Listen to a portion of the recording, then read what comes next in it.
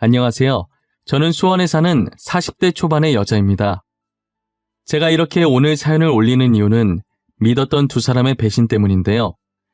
저는 인복이 많은 사람인 줄만 알았는데 이런 비극을 겪을 줄은 꿈에도 몰랐어요. 복수라도 시원하게 해주고 싶었는데 지금까지 싸워본 적이 없어서 싸울 줄도 모르는 사람이 복수라고 뭘 알겠나요? 그래도 제 나름대로 복수한다고 했지만 영 시원치는 않네요. 제가 어쩌다가 드라마에나 나올 법한 이런 일을 당하게 되었는지 지금부터 제 이야기를 들려드릴게요.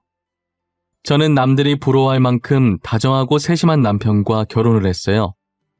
남편은 평소에도 제가 좋아할 만한 것들을 퇴근하면서 사오곤 했었어요. 그러다 언젠가부터 남편이 퇴근하고 집에 들어올 때 꽃을 사서 들어오더라고요. 원래도 무언가를 잘 사오는 양반이라서 갑자기 꽃을 사와도 별로 놀랍지가 않았어요. 그래도 저도 여자였는지 꽃을 받으니까 기분은 좋아지더라고요. 생화라 그런지 꽃에 나는 향기도 너무 좋았어요. 하지만 이것도 하루 이틀은 좋았는데 자주 사오다 보니까 꽃을 처리하기가 힘들더라고요. 꽃병에 꽂아두기도 하고 책갈피를 만들어 보기도 하고 이쁘게 말려서 드라이 플라워를 만들어 보기도 하고 꽃으로 만들 수 있는 건 다 만들어 본 것 같아요. 이제 제가 더 이상 꽃 안 사와도 된다고 나중에 치우는 것도 다 일이라고 말했는데 남편은 아랑곳하지 않고 꽃을 계속 사오더라고요. 이쯤 되니 저도 그냥 자기가 좋아서 사오는 건가 싶은 생각이 들었어요. 저는 평소 집에 올 때 주변을 둘러보지 않고 앞만 보고 직진하는 스타일이에요. 그러다가 어느 날 퇴근길에 주변을 둘러보게 되었는데 못 보던 꽃집이 있더라고요. 밖에서 꽃집 안을 살짝 둘러보고 있는데 가게 안에 절친한 친구가 있었어요. 저는 반가운 마음에 들어가서 수다를 떨기 시작했어요. 야, 뭐야? 너가 왜 여기 있어? 꽃집 차릴 거라더니 여기에 차린 거야? 언제부터 한 거야?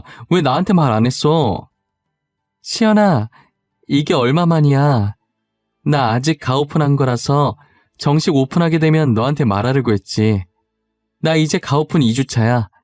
3주차 되면 정식으로 오픈하려고. 그렇구나. 정식 오픈하면 내가 꽃다발이라도 하나 사러 올게. 지금 남편이 꽃을 하도 사와서 집이 꽃밭이야. 아참, 너네 남편 요즘 꽃 사러 자주 오던데. 그것도 너한테 말해줘야지 하다가 퇴근 준비만 하면 까먹어서 말을 못했어. 아, 여기서 산 거였어? 안 그래도 요즘 남편이 꽃을 사오길래 어디서 사오나 했더니 여기였구만. 꽃향기 너무 좋더라. 색감도 진짜 너무 이뻤어. 집에 잘 말려서 드라이 플라워 만들어 놨다니까? 너 진짜 남편 잘 뒀다. 꽃 사주는 남편이 몇 있겠어. 너무 좋겠다. 부러워. 나도 빨리 결혼하고 싶다. 나한테도 꽃 사주는 남자 어디 없나? 남편이 사온 꽃 처치 곤란이라고 골치 아파했는데 부러워하는 친구를 보니 괜히 어깨가 으쓱하더라고요. 그날도 어김없이 남편이 일을 마치고 파스텔 톤으로 예쁘게 핀 꽃들을 사왔어요. 아까 친구가 부러워해서 그런지 그날엔 꽃이 유달리 더 이뻐 보이더라고요. 기존에 있던 꽃을 치우고 파스텔 톤 꽃들을 꽃병에 꽂아줬어요. 꽃을 보고 있으니 남편 정말 잘 뒀다는 생각에 계속 웃음이 나더라고요. 그리고 6개월 정도 시간이 흘렀을 때 남편이 더 이상 꽃을 사오지 않더라고요. 그러더니 이젠 꽃 대신 빵을 매일 사오기 시작했어요. 빵?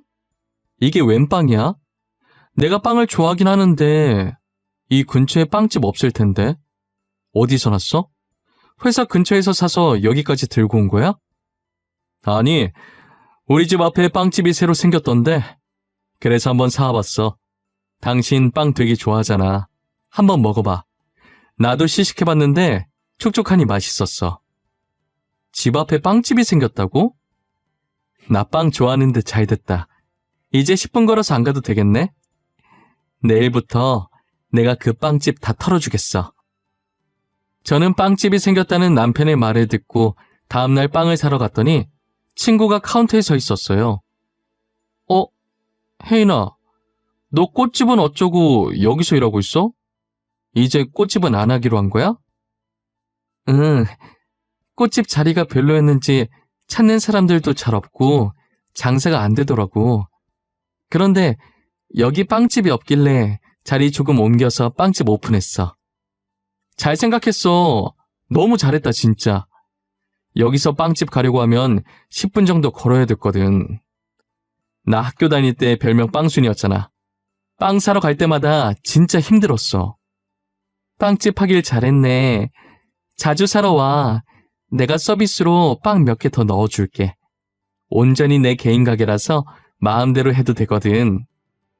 오, 친구 찬스. 너무 좋다. 근데 내가 사러 오는 일 주말 말곤 거의 없을걸? 아마 남편이 퇴근하면서 사다 줄 거야. 우리 남편 보이면 서비스 줘야 한다. 알겠지? 알겠어. 안 그래도 어제 왔길래 서비스로 몇 개 더 넣어줬어. 진짜 부럽다, 지집애. 결혼 하나는 잘했다니까. 제가 말했던 것처럼 남편은 퇴근할 때마다 양손 가득 빵을 사왔어요. 그러다가 아파트 주민 사이에서 이상한 소문이 돌기 시작했어요. 그 얘기 들었는가? 아니, 왜 있자녀? 백일동에 사는 멀끔하게 생긴 남자 말이여. 그 남자랑 요 앞에 빵집 사장이랑 사귄다던데 얘기 못 들었는가? 에? 그 키 크고 훤칠한 남자 말씀하시는 거예요? 그 남자 유부남 아닌가? 제가 전에 와이프로 보이는 사람이랑 같이 나가는 거 봤는데. 결혼을 했어? 근데 왜 그런 소문이 났을까?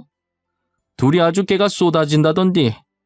남자 퇴근하면 항상 빵집에 들러서 둘이서 그렇게 좋아 죽는다고 하더라고. 진짜요? 누가 그래요? 직접 본 사람 있어요? 솔직히 소문이 괜히 나는 게 아니잖아요. 누군가는 봤으니까 소문이 났겠지. 안 그래요? 그게 우리 딸이 집에 오는 길에 봤다지. 요즘 하도 밤에 출출해서 퇴근하고 오는 길에 밤에 먹을 빵을 사러 갔는데 손님 들어온 줄도 모르고 깨를 먹고 있었다라니까. 바로 이상한 소문의 주인공이 저희 남편과 제 친구였는데요. 제 남편과 제 친구가 사귄다는 소문이 조금씩 나기 시작하더니 곧이어 아파트 전체에 퍼지기 시작했어요.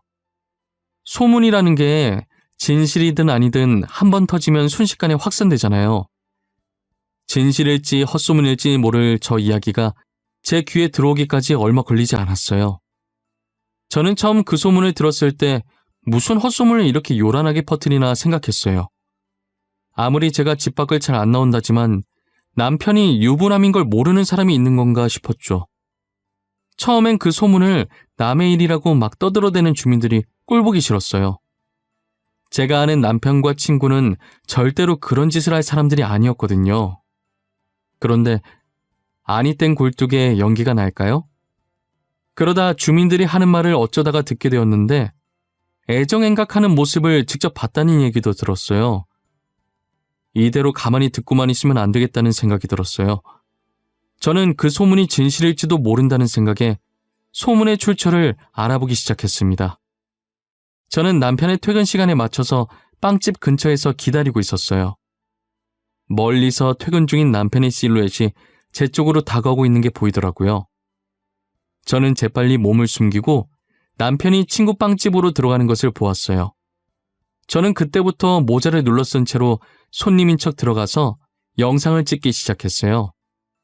그런데 소문의 말처럼 제가 들어온 줄도 모르고 둘만의 세상에 갇혀 있더라고요. 친구는 엄청 자연스럽게 남편에게 말을 놓고 있었어요. 그리고는 친구가 남편을 부르는 호칭을 듣고 저는 조용히 입을 막았습니다. 친구는 남편을 자기라고 부르고 남편은 친구에게 여보라고 부르고 있더라고요. 오늘 새로 만든 빵이라면서 친구가 남편 입에 빵을 넣어주는데 정말 모르는 사람들이 보면 저 둘이 신혼부부인 줄 알 정도겠더라고요. 역시 소문은 괜히 도는 게 아니었어요. 저는 제 눈으로 애정행각하는 둘을 더는 볼 수가 없을 것 같아서 그 뒤로 조용히 빵집을 빠져나왔어요. 집으로 돌아온 저는 남편을 어떻게 해야 할지 고민하고 있었어요. 그와 동시에 당장 집에 들어오는 남편을 어찌 마주해야 할까도 고민했죠. 일단은 남편이 들어오면 아무렇지 않은 척 하기로 결정했어요. 곧이어 도어락 여는 소리가 들리더니 어김없이 빵을 사들고 왔더라고요. 그런 남편의 모습을 보고 아까 본 장면이 생각나 화가 났지만 일단 참았습니다. 저는 남편에게 아무것도 모르는 척 소문에 관해 이야기하기 시작했어요. 당신, 그 얘기 들었어? 지금 우리 아파트에 돌고 있는 소문 말이야. 나 참, 내가 그거 듣고 얼마나 어이가 없던지. 소문? 난 전혀 들은 게 없는데. 아파트에 무슨 소문이 났어? 내가 아파트에 친한 사람이 없어서 소문 같은 것도 못 들어봤네. 나도 친한 사람 없는데 지나가다가 들은 거야. 아니 글쎄, 당신이랑 혜인이가 사귄다잖아. 내가 당신 와이프인데 누가 누구랑 사귄다는 거야 진짜? 너무 어이없지 않아? 어? 진짜 어이없네. 내가 누구랑 사귄다고?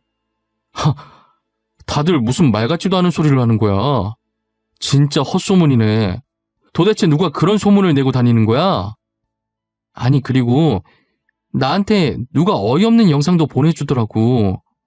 근데 나는 그런 거 안 믿어서 바로 삭제했어. 이 영상? 어떤 영상이었는데? 소문 진짜라면서 누가 당신한테 영상 보내준 거야? 그냥 발만 보이고 여자랑 남자랑 서로 여보 자기 하는 영상이었는데 목소리가 당신이랑 혜인이 같긴 했는데 솔직히 비슷한 목소리 많잖아. 그래서 그냥 삭제했어. 요즘 누가 그런 장난을 하는 거야 진짜. 지금 아무 탈 없이 잘 사는 가정 무너뜨릴 일이 있대? 진짜 어이없어. 잡히면 가만 안 둘 거야 내가. 남편 얼굴이 새하얘져서는 끝까지 화내는 척하면서 은근슬쩍 자리를 피하더라고요. 저는 그런 남편을 힐끔 보고 계속 모르는 척하고 있었어요. 사실 제가 이렇게 하면 제 친구와의 관계를 정리할 줄 알았어요. 하지만 그건 저의 큰 착각이었던 거죠. 이제껏 다정했던 남편을 믿고 사람을 잘못 본 것이었던 거예요. 저러고 다음날 또 빵집에 갔는데 제가 그렇게 얘기를 해도 정신을 못 차린 건지 또 둘만의 세상에 갇혀서 애정 행각을 하고 있더라고요. 저는 그 모습을 또 몰래 영상으로 담아놨습니다. 친구는 남편에게 언제 이혼할 거냐고 난리를 치고 있더라고요. 자기, 도대체 언제 이혼할 거야? 진짜 이혼 안 할 거야? 난 자기랑 결혼하고 싶은데 자기는 아니야? 나만 자기 좋아하는 거야? 나도 여보 많이 좋아하지. 여보랑도 살아보고 싶고. 하지만 난 시연이도 너무 사랑해. 둘 다 너무 좋아서 이혼하고 싶지는 않아. 내가 전에도 말했잖아. 이혼하는 건 싫다고. 여보가 알겠다며. 그때는 이렇게까지 자기가 좋아질 줄 몰랐지. 시연이가 말했던 것보다 더 다정해서 포기가 안 돼. 나 매번 시연이가 부러웠어. 어디서 이런 남편을 구했나 싶고. 여튼 난 절대 이혼은 안 돼. 못해. 다시는 이혼하라는 얘기 꺼내지 마. 나 진짜 화낼 수도 있어. 이기적이라고 생각할 수도 있지만 여보도 알고 만난 거잖아. 그래도 자기랑 결혼하고 싶은 걸 어떡해.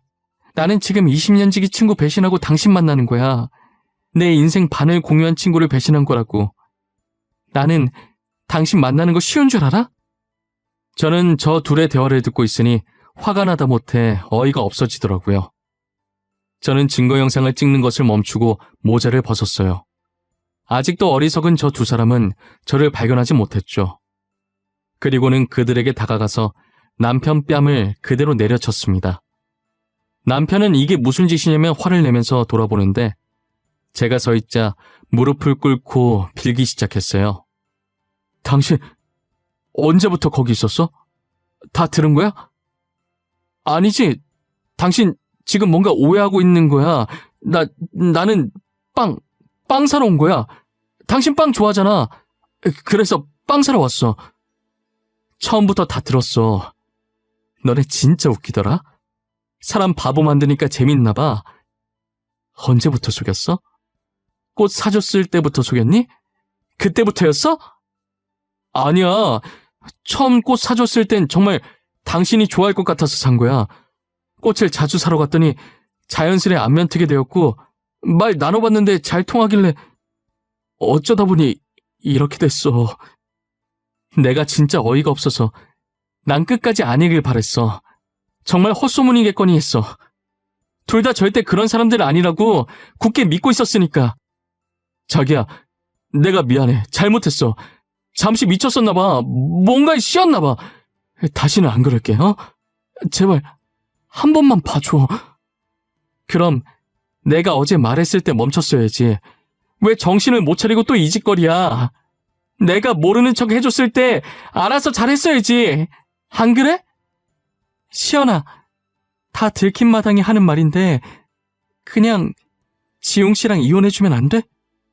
나 너랑 인연 끊을 거 각오하고 지웅 씨 만나는 거야. 이제 네가 지웅 씨 좀 놔줘라. 너 진짜 웃긴다. 친구 남편 뺏어가 놓고 당당하네? 그 당당함이 과연 언제까지 갈 수 있을까? 너도 나랑 인연 끊을 거 각오했다고 해서 하는 말인데 너 상간녀 소송하고 지구 끝까지 괴롭힐 거야. 친구는 상간녀 소송이라는 말에 눈빛이 흔들리기 시작하더라고요. 20년 우정을 생각해서 제가 상간녀 소송까지는 할 줄 몰랐나 봅니다. 지금 인연 끊는 마당에 지난 20년 우정이 무슨 소용이에요? 어차피 끊을 거면 확실히 끊어줘야 마무리가 깔끔한 거 아니겠어요? 제가 언제까지 자신들을 봐줄 거라고 생각했는지 모르겠네요. 저와 인연 끊을 거 각오하고 제 남편 뺏었다면서 이만한 각오는 안 했나 봐요. 제게 이혼해달라고 당당하게 나올 땐 언제고 5초 만에 무너지는 꼴을 보니 싸울 가치도 못 느꼈어요. 당장 저는 남편에게 이혼 소송할 거라면서 선포하고 증거 영상들을 시부모님께 보냈어요. 그리고 집으로 가서 남편 짐을 모조리 싸고 그대로 가방을 밖으로 내던져 버렸습니다. 남편은 제가 짐을 싸는 와중에도 제 팔을 붙잡고 한 번만 봐달라며 늘어지더라고요. 꼴 보기 싫어서 내쫓고 비밀번호 치고 들어올까봐 못 들어오게 이중잠금 해버렸어요. 잘못했다고 문 열어달라고 난리치는 통에 계속 그러면 경찰에 신고하겠다고 하니 조용해지더라고요. 남편은 집에서 쫓겨나고 그대로 시댁으로 갔나 보더라고요. 시어머니께서 전화로 제게 한다는 소리가 그래도 남편이 저를 더 좋아한다면서 제발 이번 한 번만 봐주면 안 되겠냐고 하더라고요. 저는 시어머니와도 도저히 말이 안 통할 것 같아서 죄송하다고 하고 전화를 계속 피했어요. 그 뒤로 저희가 난리치는 걸 들은 주민들이 발빠르게 소문을 퍼나르기 시작했고 친구의 빵집은 제가 나서지 않아도 안 좋은 소문이 퍼져서 알아서 망하게 되었어요. 친구는 아직도 정신을 못 차리고 제가 자신을 망하게 했다고 생각하더라고요. 저보고 진짜 독하다고 사람이 어떻게 그럴 수 있냐고 문자를 보내길래 전화를 걸었어요.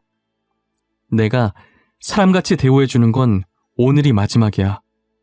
네가 한 잘못은 생각 안 하고 누구 보고 독하다는 거야? 뭐? 사람같이 대우? 너 말하는 거 진짜 웃긴다. 내가 지금 누구 때문에 이 꼴이 됐는데 어떻게 이렇게 독할 수가 있어? 네가 누구 때문에 이 꼴이 되다니 온전히 너의 잘못으로 이렇게 된 거야. 네가 잘못해놓고 왜 엄한 사람한테 잘못을 뒤집어 씌우려고 해?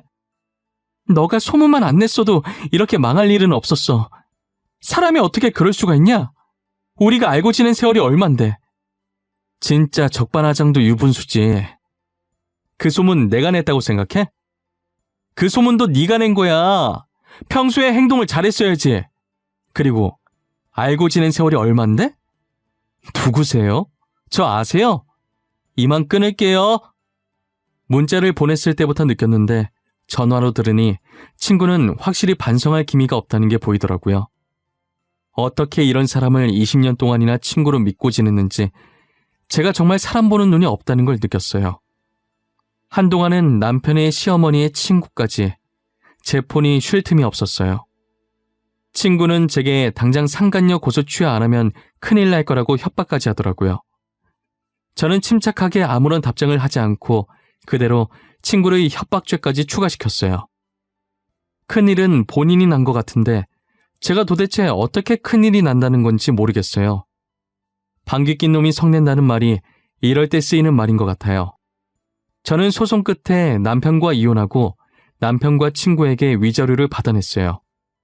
다니던 회사를 그만두고 위자료로 받은 돈으로 온라인 쇼핑몰을 열어서 새 출발을 했습니다.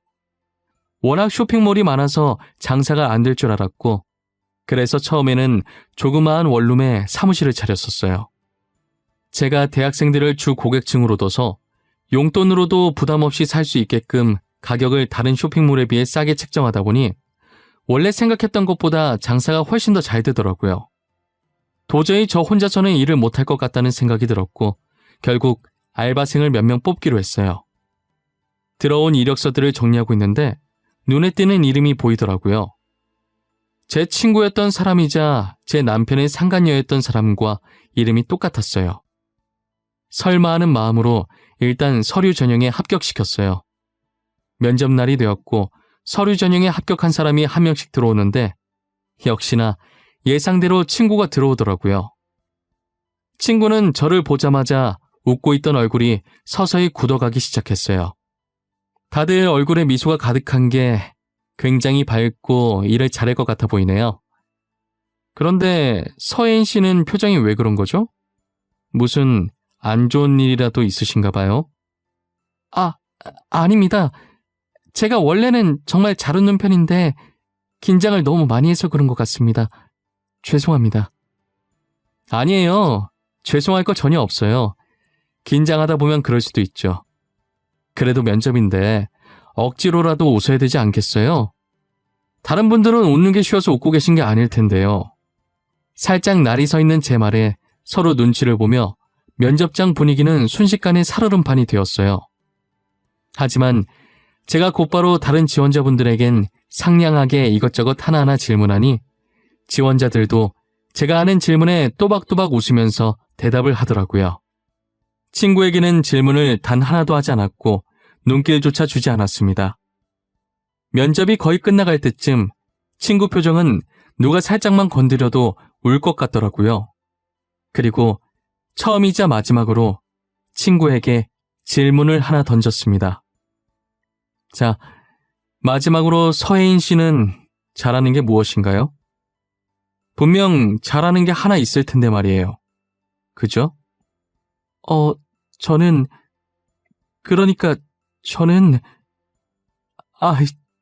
죄송합니다.